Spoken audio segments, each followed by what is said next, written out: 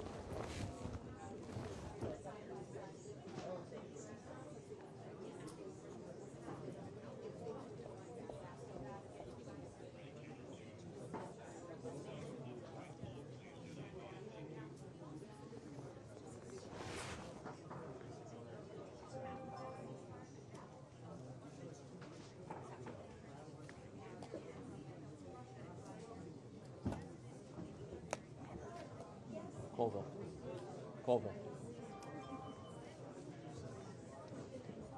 It's a 3G, 4G phone. Oh yeah? It'll work better. Yeah, You don't have the adapter? I can't break it now.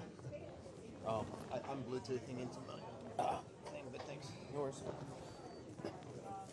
I usually do a USB-C hardwire.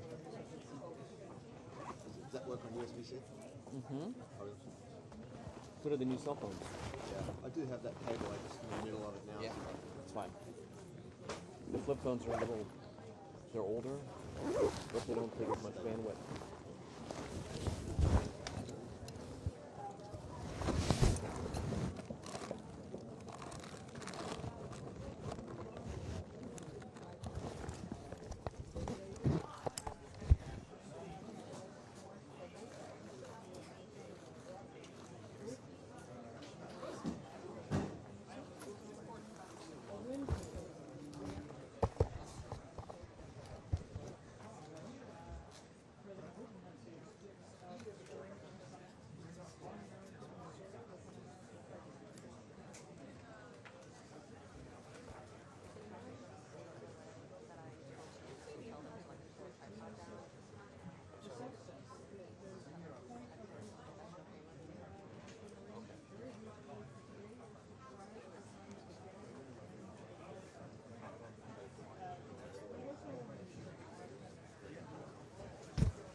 Where's your live you plugged into?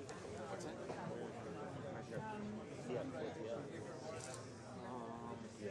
No.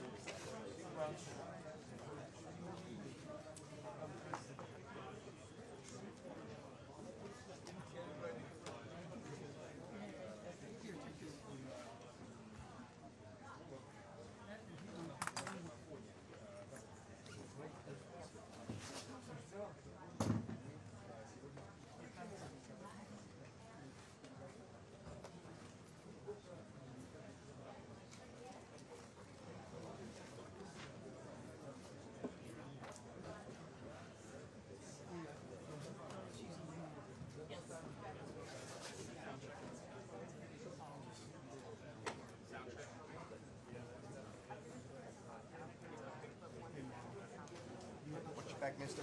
Sir. Huh?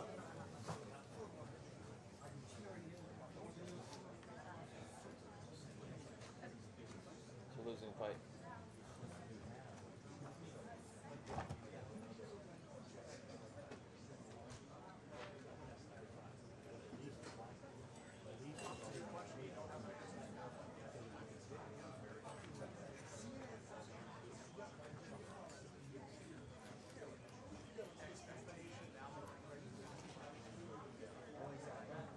Robert, over here. Mark, how do you Bluetooth into the mixer? Adapter 3? Yeah, yeah. I love They're very good.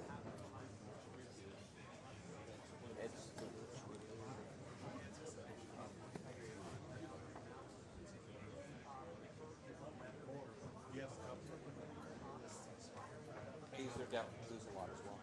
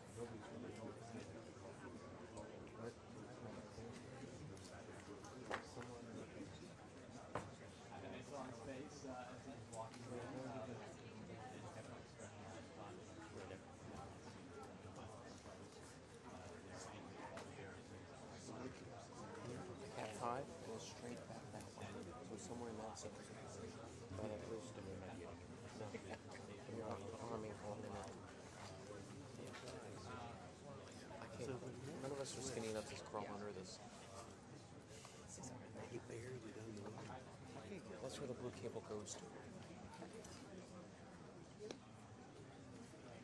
Sorry, repeat that? Oh, that wasn't me.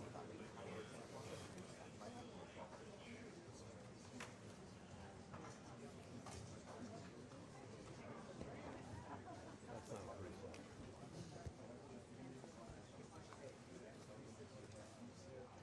Is that photonic? Photonics? Yeah. Okay, well then.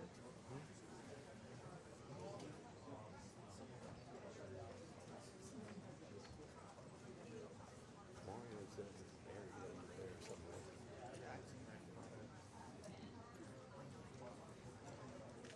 I mean, I'll Gumby, but not that far.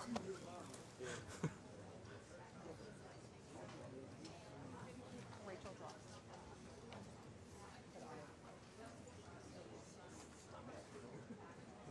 How can we come up to another wireless as well? I mean, we can definitely add him to that other thing. Wi-Fi as well. So Yeah, the other Wi-Fi is totally dead. Is it working?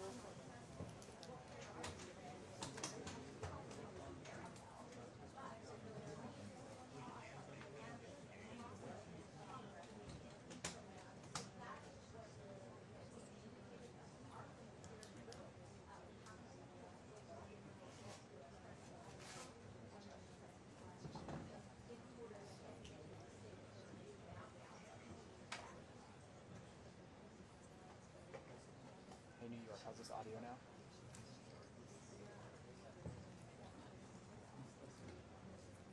How's this audio with Kelly now? I need to go closer to her.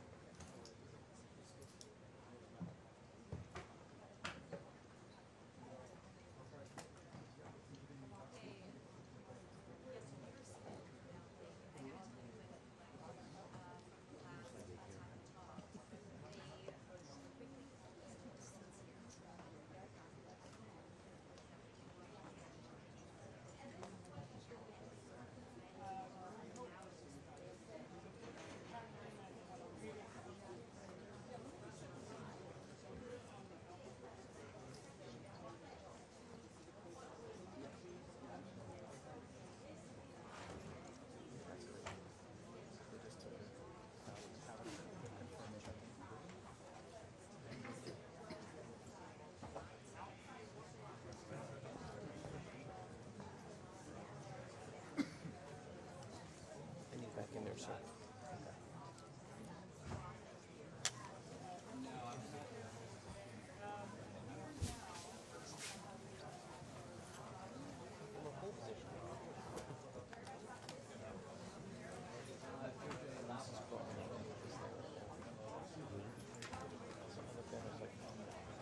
so that cable didn't work long enough.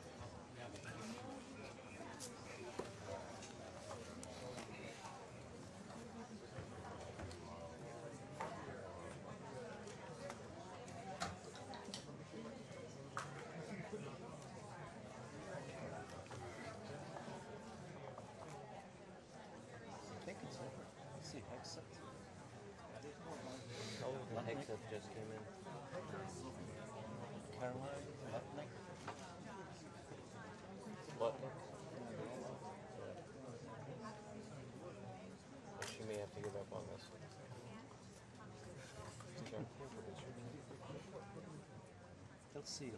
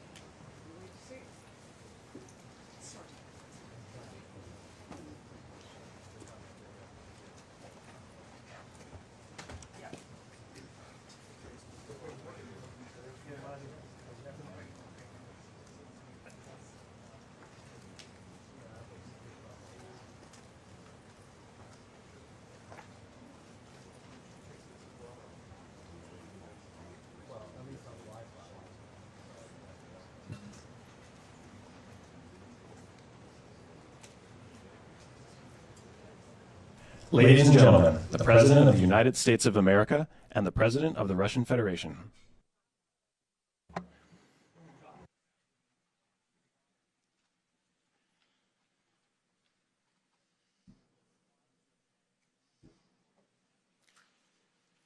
Mr. President, ladies and gentlemen, our negotiations have been held in a constructive atmosphere of mutual respect. We had very thorough negotiations that were quite useful. I would like to thank once again my American counterpart for the proposal to travel out here to Alaska. It only makes sense that we've met here because our countries, though separated by the oceans, are close neighbors. So when we've met, when I came out of the plane and I've said, "Good afternoon, dear neighbor, very good to see you, in good health, and to see you alive," I think that is very neighborly. And I think that's some kind words that we can say to each other. We're separated by the Strait of Bering, though there are 2 islands only between the Russian island and the U.S. island. They're only 4 kilometers apart. We're close neighbors, and it's a fact. It's also important that Alaska has to do with our common heritage, common history between Russia and the U.S., and many positive events have to do with that territory. Still, there is tremendous cultural heritage back from the Russian America. For example, Orthodox churches and a lot of more than 700 geographical names of Russian origin. During the Second World War, it was here in Alaska that was the origin of the legendary air bridge for the supply of military aircraft and other equipment under the Lend-Lease program. It was a dangerous and treacherous route over the vast emptiness of ice.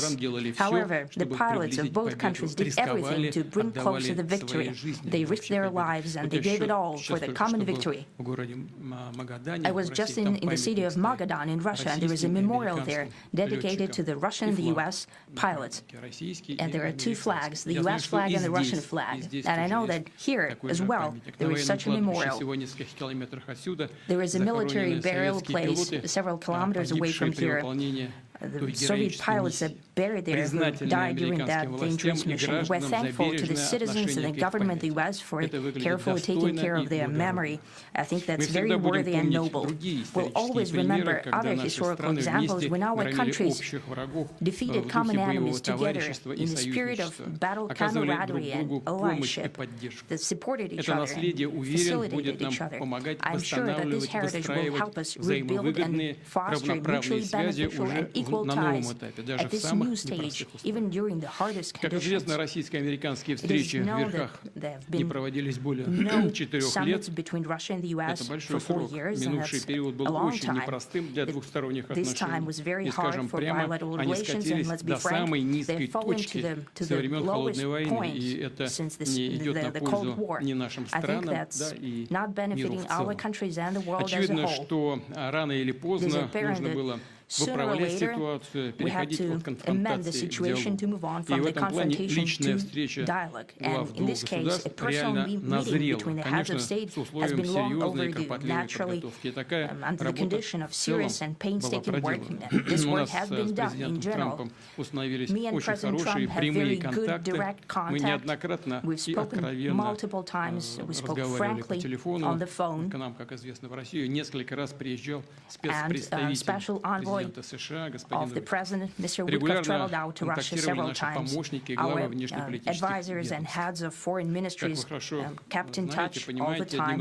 And you know fully well that one of the central issues was the situation around Ukraine. We see the strive of the administration and President Trump personally to help facilitate the resolution of the Ukrainian conflict. And his strive to get to the crux of the matter, to understand its history, is precious. As I've said, the situation in Ukraine has to do with fundamental threats to our security. Moreover, we've always considered the Ukrainian nation, and I've said it multiple times, a brotherly nation, however strange it may sound in these conditions. We have the same roots, and everything that's happening is a tragedy for us, a terrible wound. Therefore, the country is sincerely interested in putting an end to it. At the same time, we're convinced that in order to make the settlement lasting and long-term, we need to eliminate all the primary roots, the primary causes of that conflict. And we've said it multiple times, to consider all legitimate concerns of Russia and to reinstate a just balance of security in Europe and in the world on the whole. And I agree with President Trump, as he has said today, that naturally the security of Ukraine should be ensured as well. Naturally, we are prepared to work on that. I would like to hope that the agreement that we've reached together will help us bring closer that goal and will pave the path towards peace in Ukraine. We expect that Kiev and European capitals will perceive that constructively and that they won't throw a wrench in the works. They will not make any attempts to use some backroom dealings to conduct provocations to torpedo the nascent progress. Incidentally, when the new administration came to power, bilateral trade started to grow. It's still very symbolic. Still, we have a growth of 20%. As I've said, we have a lot of dimensions for joint work. It is clear that U.S. and Russian investment and business cooperation has tremendous potential. Russia and the U.S. can offer each other so much in trade, digital, high-tech, and in space exploration. We see that Arctic cooperation is also very possible. And our international context, for example, between the Far East of Russia and the West Coast of the U.S. Overall, it's very important for our countries to turn the page, to go back to cooperation. It is symbolic that not far away from here, the border between Russia and the U.S., there is a so-called international date line. I think you can step over, literally, from yesterday into tomorrow. And I hope we'll succeed in that. in political sphere. I would like to thank President Trump for our joint work, for the well-wishing and trustworthy tone of our conversation. It's important that both sides are result-oriented, and we see that the President of the U.S. has a very clear idea of what he would like to achieve. He sincerely cares about the prosperity of his nation. Still, he understands that Russia has its own national interests. I expect that today's agreements will be the starting point, not only for the solution of the Ukrainian issue, but also will help us bring back business-like and pragmatic relations between Russia and the U.S.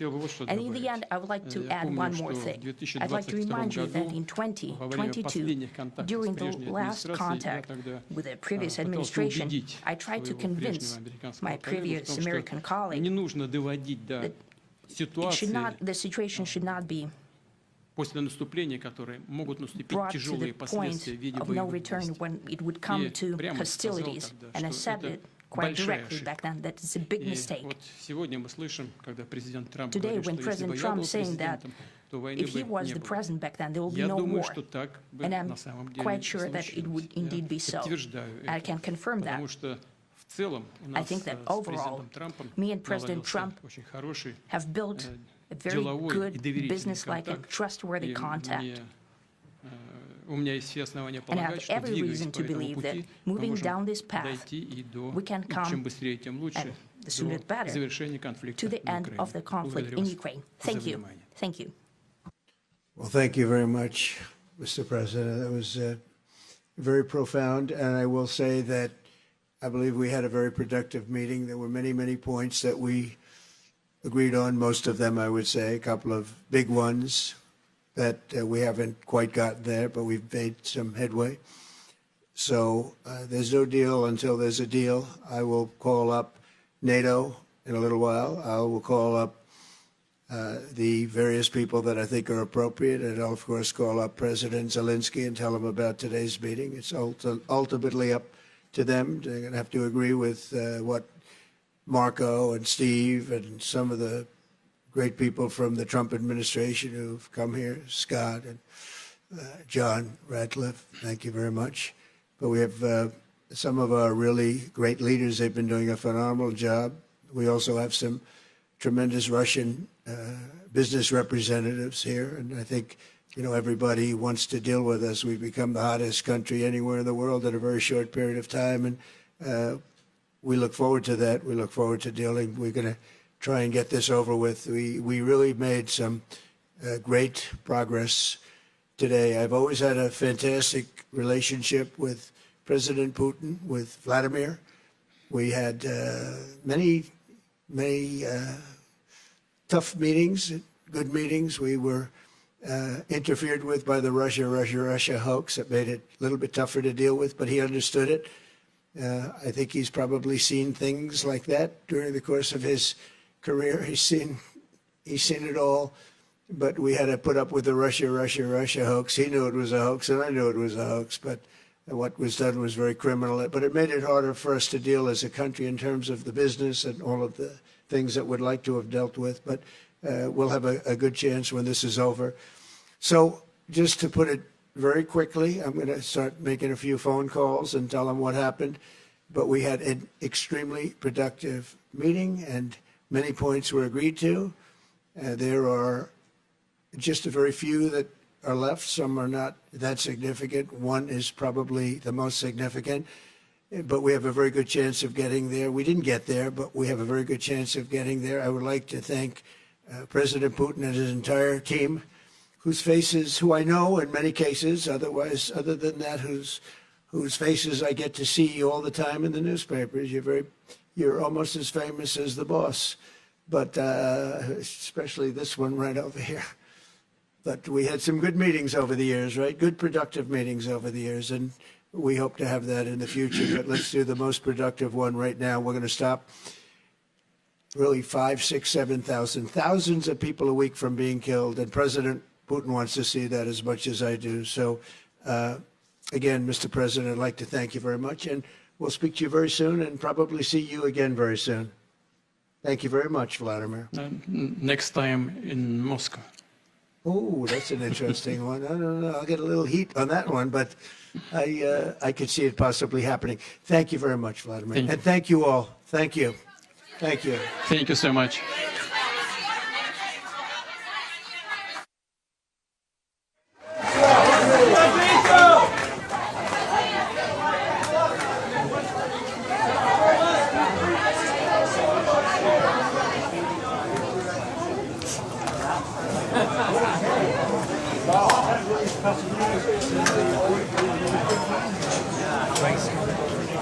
Crazy. Let's go. Let's get up there.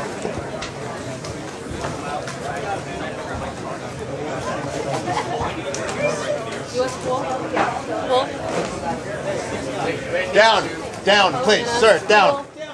Down, please, thank you. They are moving the pool right now. They're rushing the pool out. All the professionals will be out because I can see them all moving. U.S. pool.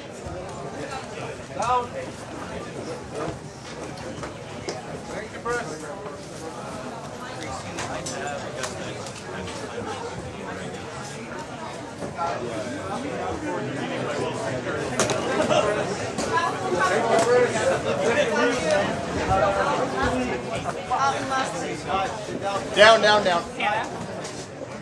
Down.